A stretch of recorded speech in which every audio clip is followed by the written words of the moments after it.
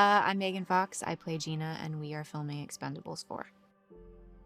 My character Gina is an ex of Lee Christmas's, and she is also a trained, I guess we would call her mercenary or something in the line of that. She didn't feel like he respected her, and they ended up breaking up, and then she comes back into the fold and plays a role in the Expendables as maybe team leader. We'll see. I mean, playing Gina's been fun. We've had some really interesting scenes, like between Jason and I, some character stuff that I don't think you've seen from his character before in any of the other movies, because it's sort of a flashback, it's a backstory, and you get to see him a little more. I don't know if vulnerable is really the right word, but you get to see him in a way that you haven't really seen him before. Gina brings something out in his character that's new and fresh. And as far as the stunt work and stuff, we're actually getting ready to do that now. That was for the scene between Jason and I, where we end up uh, where we end up getting close. But it starts out as sort of like a grappling match. And I did some of the stunt work in London just for a day. Some of it was kind of intricate. It was cool. I think hopefully Gina brings some humor to the story, and she also brings, I think, a fresh element. There's a freshness to her attitude where she's not very self-serious, and she's kind of sarcastic, and she gives the boys a lot of shit, and that's the fun element that exists between her and Jason's character and Stallone's character. It's fun to see her give them a hard time and point out where they've been failing all along, because I feel like they're usually pointing out to the other characters where they're going wrong, and finally you have this one character and it's like, actually it's you, and here's why. Gina's relationship with Christmas is complicated because I think they both really love each other, and it was probably the first time they've ever let their guard down and been vulnerable with another person like that. And he, I think, wants to connect, but also doesn't have the capacity. Like, he just lacks the framework and understanding of how to have a real relationship. And so Gina sort of feels like, oh, I let my guard down for you, and if you're not going to take this seriously, or if you're not going to put in the work for this, then, you know, it's fuck you, I'm a player. And so then she goes off. And so it's this, they have this competitive sort of cat and mouse relationship, but underneath it is just two people who are very prideful that are in love and don't know how to express that in a healthy way. I think together, like, everybody brings something special to the mission that's needed. I think she's clever. That's probably her strong suit, is that she's clever and also reckless.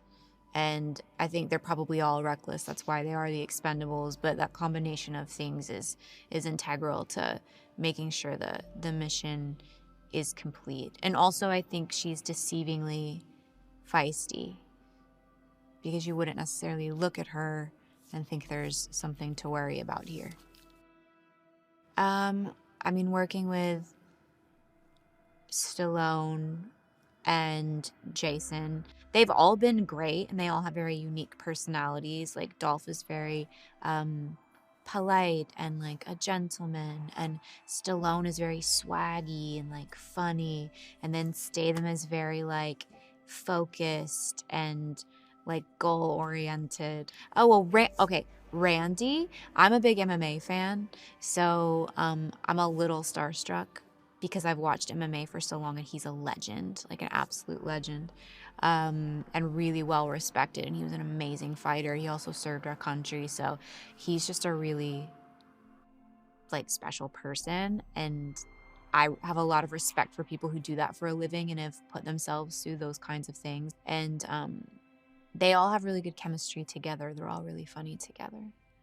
I've had a good time. And then 50's like a big teddy bear. You can see in his eyes and like in his smile, he has such a sparkly smile. He's like super tender and soft on the inside and gentle. So he's like a big teddy bear.